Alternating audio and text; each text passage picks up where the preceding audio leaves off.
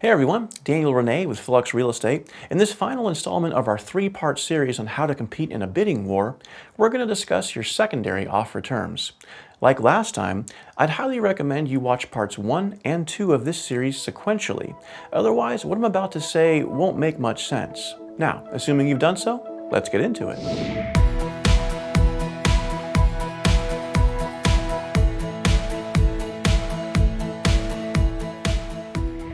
To recap, the strength of your offer can be broken down into two major factors. Those are the price and the terms. In part 1 of this series, we talked about price. However, in regards to terms, since there's so much to discuss, we had to break that down into 2 videos. Last video, part 2, we discussed your primary offer terms, such as earnest money, financing, and inspection. But in this final video, we'll go over your secondary offer terms. While usually not as consequential when juxtaposed to your primary offer terms, nevertheless, they can make or break your offer. So, let's start with secondary term number 1, the closing date. 99% of the time, if a home is vacant, time equals money to the seller. Hence, closing quickly makes a notable difference. Obviously, this is where cash buyers have another advantage. But if you're utilizing a loan, get your lender financing in order by being pre-underwritten, aka verified approval. Then you can close much faster than the typical 30 days, and sometimes even in as little as 2 weeks. Hence, when you're this prepared, we call your offer next to cash. Regardless of the market, we highly recommend going this route rather than the traditional pre-approval process. Sure, there's a few more hoops to jump through, but you'll have to jump through them at some point anyway.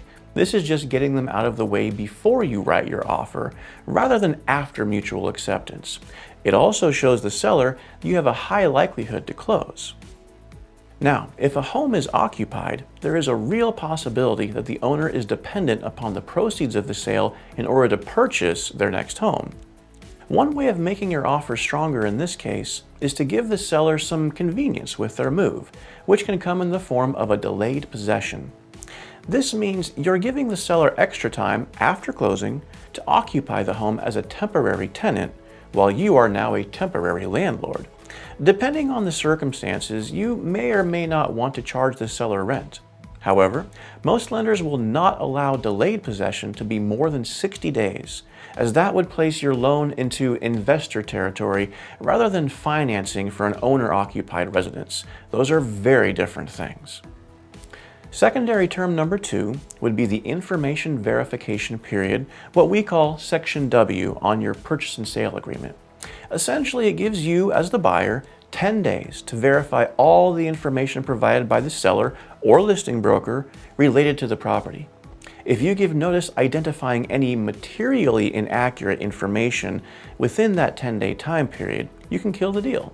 For example, if there are clearly only 2 bedrooms and yet the home was advertised with 3, or if the home was advertised as a detached single-family home and yet it has a shared wall with another home, etc. Certainly there is some nuance here, like in the case that the square footage of the home is actually smaller than advertised, but if the seller's source of the measurement is deemed to be reliable, like say from tax records, you probably couldn't use that size discrepancy as materially inaccurate information. Bottom line, with this section unchanged, the seller is exposed to the possibility of a buyer using a gotcha technicality to back out of the deal, which in a bidding war is a point of concern for the seller. So, decreasing the 10-day timeline or flat out waiving it makes your offer that much more competitive. If you determine that's your strategy, it's also an act of goodwill to have your agent let the seller know ahead of time of any potential discrepancies so they can be accurately reflected on the advertisement. Goodwill and professionalism in many forms goes a long way in residential real estate negotiations and has been the winning factor for many of my clients over the years. The final secondary term we'll discuss is the seller disclosure statement, aka the Form 17. This is a 6-page document that the seller must provide, which essentially tells a potential buyer about any previous or current problems with the house of which the seller is aware. First things first, every home has had issues, and the longer an owner has been in possession of the home, the more issues they've borne witness to over the years. I'm not worried about seeing that a home had issues. What matters the most to me is that the seller disclosed what happened, what they did to fix it, and that it hasn't happened since. If those 3 elements are there, then that is the best we can get. And do note also that a seller only knows so much about their own home. I mean, how often does the average person check on the deterioration levels of their chimney cap, or the current state of the water pipe insulation in their crawl space? See, an inspection usually shines a brighter, unbiased light on a home's true condition. Nevertheless, we have a 3-day opportunity from receipt of this document to review it, ask questions, and then kill the deal based on our subjective satisfaction with its contents if we so choose. However, the more competitive approach, which has been the norm for some time now, is to review the Form 17 before writing your offer. Ask your questions, and assuming you get satisfactory answers, waive this form when making your offer. If the answers you receive aren't satisfactory, then simply don't waste your time writing the offer. In summation for this 3-part series, which I hope you enjoyed, understand that at the end of the day, you will never know everything before you take almost any action in real estate. It's the nature of the beast. As I've been saying to my clients for many years now, real estate, it's not difficult, it's complicated. There is a perfectly logical chain of reasoning in regards to every piece of advice I give. And as you can see, I'm happy to go as far down the rabbit hole as you wish, and in fact, I enjoy it. The trouble is that there are just so many variables to account for, the most unpredictable of which is the emotions of the parties involved. And believe me, there is no algorithm for that. The goal of every offer in every bidding war you're ever a part of is this: write the offer in such a way that in the event you lose, you know you wouldn't have paid a penny more or risked any more than you did. Congrats to the winner.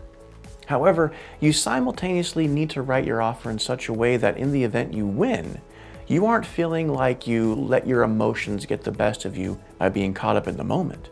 It's all about game planning, strategy, and confidence in your actions. And I'm here to make sure you have all 3 for your real estate goals. As always, if you'd like a more in-depth analysis or have questions in general, feel free to click on my Calendly link to book a 15-minute phone call with me.